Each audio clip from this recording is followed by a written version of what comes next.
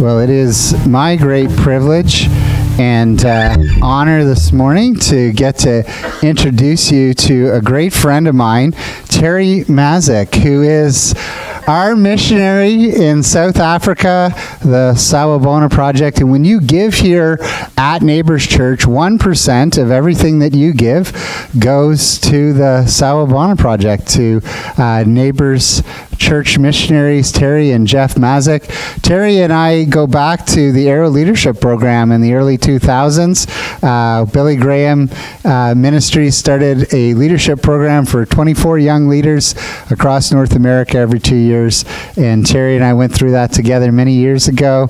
And I know many of you know Terri from the time that she was the head of First Place Options here in Ottawa, and some of you supported that ministry with us many years ago, and now Terri and Jeff are over in South Africa. And the Lord says this in Isaiah 58, starting at verse 6. Is not this the kind of fasting I have chosen, to loose the chains of injustice and untie the cords of the yoke, to set the oppressed free and break every yoke? Is it not to share your food with the hungry and to provide the poor wanderer with shelter? When you see the naked, to clothe them and not to turn away from your own flesh and blood. Then your light will break forth like the dawn, and your healing will quickly appear. Then your righteous will go before you, and the glory of the Lord will be your rear guard. Then you will call, and the Lord will answer you. You will cry for help, and he will say, "Here am I." And I think the vision and ministry in South Africa for Terri and Jeff is to raise up a generation of leaders that would do just that across South Africa and around the world. And so I'm delighted to have Terri here with you. Would you give her a warm welcome this morning?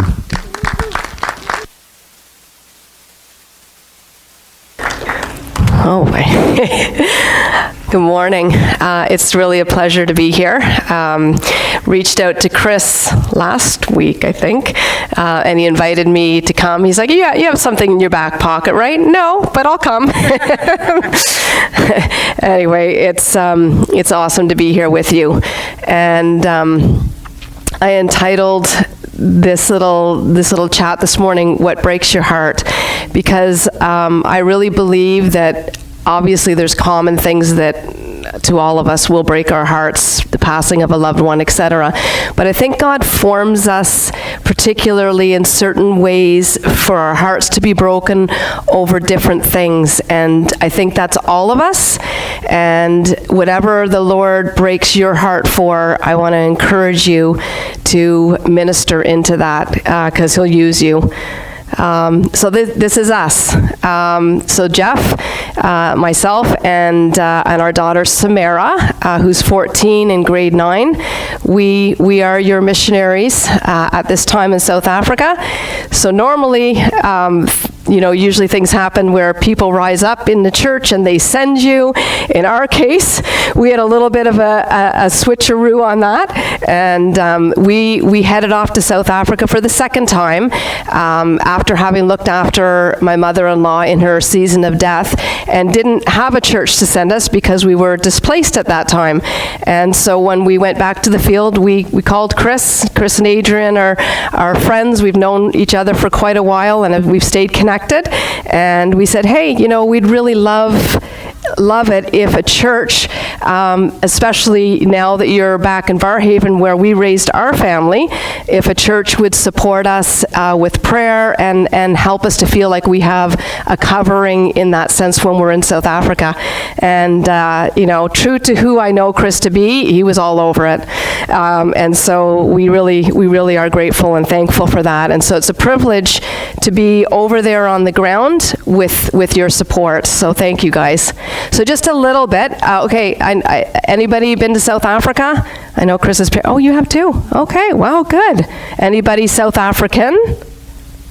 No? Okay, all right. Well, in the area that I live in, the main language is Siswati. Zulu would be sort of the largest language in South Africa, but that's not what's spoken in my area, but it's very similar, apparently, I'm told. So, Sanibonani, Kuhumbajani. Okay, so I'm just greeting you as a group. I'm saying hello to you, but it really means that we see you. And so I love their greeting. I love what's held in that. And the last part was just sort of how are you? It's an informal way of just how are you doing.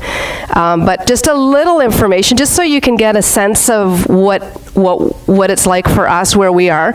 So our province of Ontario, actually landmass-wise, fits inside of South Africa.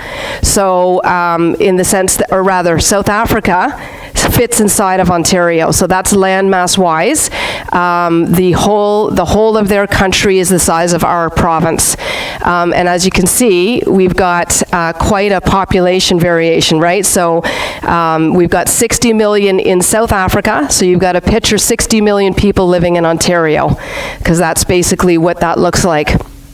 And I just wanted you to kind of see a little bit of the fact that, you know, and like if you're lucky enough to have employment for young adults in particular is really horrible at this time. It's between 60 and 70% unemployment. So if you're fortunate enough to have employment, you're probably going to make somewhere in the range of $1.80 an hour.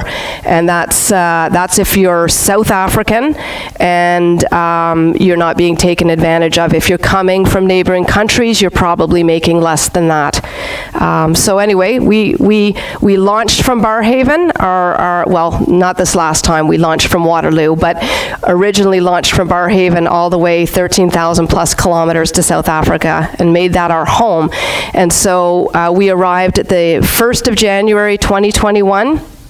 And that began an incredible adventure for us. Now, we had started Sawubona Project in 2017, so it is actually a Canadian public charity right now. But we started it in 2017, but we decided to actually invest full-time on the ground. Wanted to go sooner, but couldn't get there because of the pandemic, so that's when we arrived. Okay, so I want you just to take a good look at this young lady's face. So this is not her real name, but we're going to call her Notando. But just look at her face. And I hope you can see in that face that it's probably somebody who's not so much camera shy, but doesn't really want to be seen. She's not happy to have her picture taken.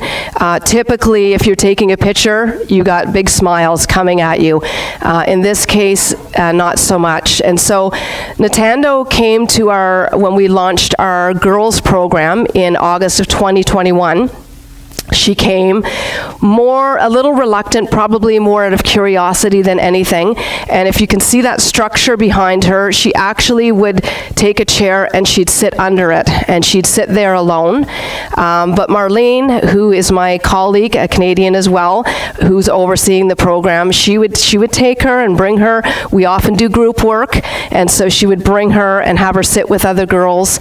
And you know, that was kind of the story of her life. And you know, it took a long time for her to gain trust in us, and when she finally did, it was probably when we were doing our life skills module on violence and abuse. She shared that her brother, not much older than her, regularly beats her, and that he incites her father to do the same. And so that was what she was coming from. This is Louis, and that's his real name, and I think I can share Louis's real name with you because Louis has passed. I think he'd be okay with it. But Louis actually he's from Mozambique, so that brings in a few challenges for him, because South Africans don't always take very kindly to Mozambicans or Zimbabweans coming into the country. So Louis actually was found on the side of the road by the two founders of a mobile clinic that I volunteer with on Thursdays. So they had been driving by, saw this man sitting on the road. He had a towel over his legs, and they said, something's up. So they got out of their vehicle, they approached him, lifted the towel, and indeed something was up. He had like absolutely, I can't even describe the wounds that he had on his legs and feet. So they offered him a ride to their clinic, and he took them up on that, and that was August of 2020. For 2 years, we had Louis come to clinic every single Thursday, and sometimes we would see him more often than that. Nurse Gundala, who is from Germany and has been in South Africa for about 20 years, she really took charge of his care, and Nurse Gundala, we make fun of her in a way, but she's an amazing woman. She will say to somebody who is on the verge of death, no, you will not die, you are not ready for death, and we will do something about this. And that's Gundala. And I'm telling you, they don't. And Louis didn't for 2 years, but Louis was in a lot of pain. He was really left to his own devices. He had no family. There was nobody to care for him, so he sat on the side of the road in the community that we serve in called Mshlozi, and he would just hope that some passerby would help him out with something. This little girl is a representation of far too many little girls that I've met at our clinic on Thursdays. Sadly, sexual abuse and rape are very common. And my first introduction to that was a mother bringing her daughter saying, something's not right. And when the nurses, which the ones that run the clinic are registered nurses, when they would do an examination, they would say, yeah, something's not right. She's definitely been raped, and she has an STI, and she's 4 years old. And so that was tough, and I know it's probably hard to hear, but it is something that I've run into now numerous times, and they don't have a culture of talking about this stuff. So we're slowly trying to bring that piece in where there can be an opportunity to talk about these things, and they don't really report, and they don't leave their situations, so it's hard. This lady, also her real name, Sipiwe, but affectionately known to us now as Sippy. So Sipiwe heard about our life skills programs. She has a young son. She came to check us out, and as she did that, we saw that she kind of had some energy, and we thought, well, maybe she'd like to volunteer. And so when I say volunteer, in her case, I actually mean like volunteer, to give back without receiving anything in return. And she did, and that's how we do get to know sometimes the people that come into our organization. We want to see who they are, what they're made of, and where their heart's at. And Sipiwe, she joined us. She had no employment, which was a struggle for her, but she came every week to support the kids, and it was pretty amazing. So Matthew 25:40. Whenever you did one of these things to someone overlooked or ignored, that was me. You did it to me. And that's the Lord speaking that to us. And I just want to, oh, now it's under the seat. There we go. Okay. So I just wanted to touch base with you all with respect to this for you, because sometimes, we think we have to go somewhere or be in some kind of ministry or something.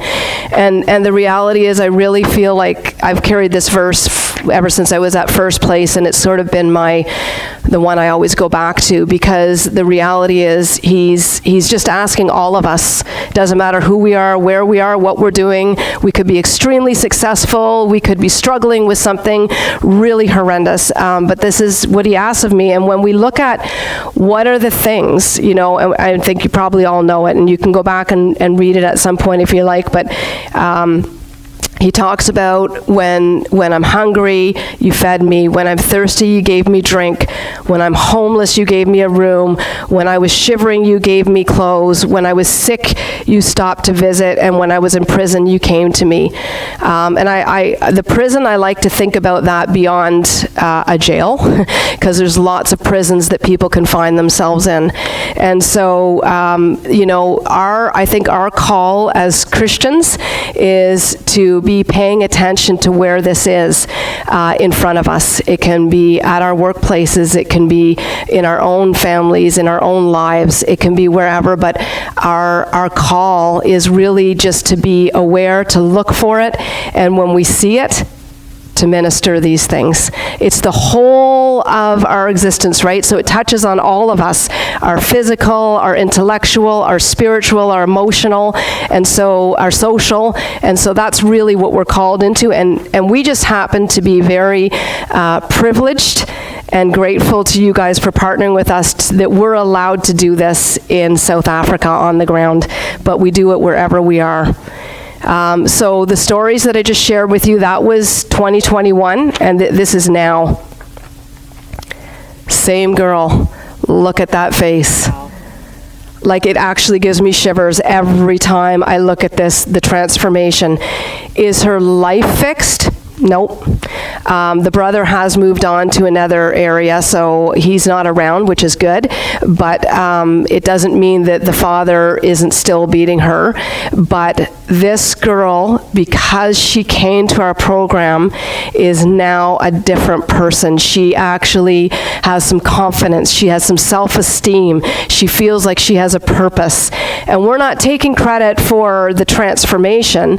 We're just taking credit for the privilege of being able to build something that she can come to, but really we believe it's the Lord that's transformed her, because what we do where we do it is out of His love.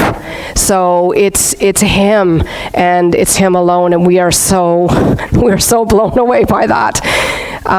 So Louis. So his story, really dire. I mean, he had HIV, then AIDS, and then cancer as a result of the AIDS, and then the horrendous sores as a result of all of that. So, but he was found, because these two women who founded Elroy Clinic have eyes to see what's around them, and brought him, and we got the chance, the privilege to serve him every week, change his wounds. Nurse Gundala, I think it was maybe my second week at the clinic. Terri, come with me. And she taught me what to do, and so I got to be that person that actually unwrapped those bandages every week and cleaned his wounds and wrapped them back up, and got to know Louis and got to just love on Louis. But what is the most amazing thing for Louis is that, yes, he did have his life extended by 2 years. Yes, he had food. Yes, he had clothing, but he had community. And in that community, we set up our shop. Our mobile clinic sets up every week in the space of a very basic church area, but that's where we do it. And so even the pastor of that church got to know Louis over time and started inviting him. And so Louis could be found worshiping with that church every Sunday, probably the last 6 months of his life. So just incredible. Now, I don't have a happy woohoo, here's the end of the story of these girls that unfortunately are facing what they're facing, but I can tell you that we did something in the community for the first time, never done before. Marlene spearheaded it and said, could we do a peaceful march through the community? And we spoke with all the leaders in the community, and we spoke to the police, and all were in agreement that yes, this would be a good thing. So with a police escort, off we went. All of our girls in our course, it was at the end of the program, just before graduation, and here we are marching through the community peacefully, and the onlookers were, you could just see, like, what is this? But, you know, and that's amazing, and it's great that we did that. Protests aren't usually peaceful, but what was most important in this is we were giving them a voice to understand that, you know what, this isn't okay, and we can do something to start working at doing something to stop this. Now this lady, Sipiwe, As I said, she came to us as a volunteer, faithful volunteer, but over time, we brought her into the social enterprise that we started, which is called Pie Boys. So we make hand pies, sweet and savory hand pies, and we started that October of 2021. Sapiwe came along around February, and about 2 weeks after she started, this is how the Lord works, and I love this. So we were kind of at that stage where it was like getting bigger than us, and we needed somebody, and we thought of her, but we weren't sure. So we thought, okay, well, we'll call her and see if it can work out. So 2 weeks she was with us. I had left early in the morning for a prayer meeting, and when I got there, nobody was there yet, so I was struggling with Pie Boys because it was becoming a bit of a beast, and it was morphing beyond kind of our resources, and it was falling to my shoulders, and I was feeling like, I don't know if I can keep doing this. It's a bit much, and I don't know if it's what I'm supposed to be doing? Like, it's eating all of this time and energy, and I just said, Lord, if it's what I'm supposed to carry on with, then you have to make it clear. So the girls came, we had our prayer meeting, I went back. At that time, it's not anymore, but all the baking was done in my kitchen. I arrived back home, Sapiwe and Esther were already into it. I went to help Sapiwe with dishes, and she said, can I tell you a story? I said, yeah, of course. And she said, you know, in my church, sometimes people will gather and they'll go and visit other people's homes to pray with them, especially when they're sick. And I said, well, that's great, because that's really biblical. And she said, well, one day, not too long ago, people came to my home and I welcomed them in, but I wasn't sick. And they said, that's okay, we just want to pray with you. And she said, well, the only thing I'm dealing with right now is that I don't have a job, and I can't find work, and I'm trying, but nothing seems to be turning out. And so they prayed with her, and she said, you know what happened? She said, the very next day you called me. And so for me, it was an emotional moment, because I knew that the Lord was actually answering the prayer that I had just prayed only an hour or so before she said that. I mean, the timing was, for me, unbelievable. So Sapiwe is only one of many now who are supported by Pie Boys. The pies have taken off, the brand recognition is growing, and so we are able to support a number of people with income so that they can support their families, which is absolutely tremendous and very exciting for us. And that will continue to grow as far as we know. And the idea around the Pie Boys is that it's the young adults who are unemployed, who are coming through, they're being trained, and they're going to be trained in all aspects of an enterprise. So everything from bookkeeping to actually making pies to going to market and selling. And you can see the young girl with the sort of orange sweater. Her name is Minitle, and she's one of the girls that has been to a number of our programs. So we actually bring them into our market experience as well. So it's on-the-job training for them. Wow. So we're a growing team. You can see three fairly good-looking people up there. That's Pat, Marlene, and Ben, and they are also Canadians, originally from Barrhaven as well, and they work with us in South Africa. And so Marlene, I mentioned, and she actually oversees our life skills programs. So, and then there's just some pictures of some of our life skills beneficiaries, and you can see one picture where they look in uniforms. There's only one school in the community that we're in, which is about 30,000 large. There's only one school, and the principal of that school invited us to come in and run our program in her school as well, so we're doing that. And some of the Pie Boys team up there as well. So at the end of the day, just thank you. Thank you for partnering with us and for allowing me to come and chat with you this morning. But I really do want to say, you know, we're absolutely thrilled and privileged to be able to minister in ways that we feel that the Lord breaks our heart in South Africa. And we'd love to have some of you come at some point and come and see that for yourselves. But maybe just as I close, I'll just ask you to close your eyes, and I'll just pray over us. Father, thank you that you do lead us into places that we need you to be in. And that's exactly where you want to be. That's where you want us to be. And when we see things that break our heart, Lord, you do want us to walk, and you want us to tread there as well, because you want to minister where things are difficult. That's who you are. And you'll never leave us. You're always with us, and you minister so beautifully and so well through us. That's how you've set it up. We get to be your hands and your feet. So Lord, I just pray that as people go about their lives this week, that they would actually have eyes to see where there's a need, and they would just trust you to guide them to be just an absolutely adequate minister in that situation. So thank you, Lord, that you do break our hearts, but that you walk with us in the midst of all of that, and that you allow us and welcome us and beckon us to serve you and your people in so many different ways. So be with each one, Lord, and just bless their lives this week in your name. Amen.